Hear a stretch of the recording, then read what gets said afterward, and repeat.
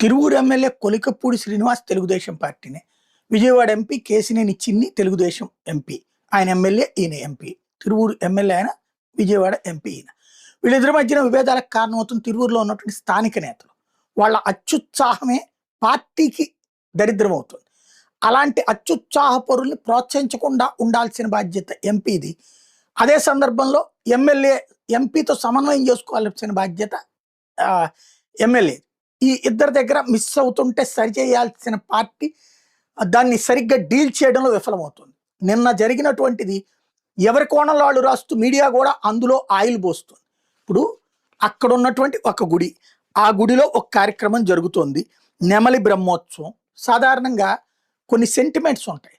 ఇప్పుడు విజయవాడలో దుర్గ గుడిలో దసరా మహోత్సవాల తర్వాత పారు వేట ఉంటుంది. అమ్మవారిని ఊరేగింపుగా తీసుకొచ్చి అమ్మవారిని అయ్యవార్లని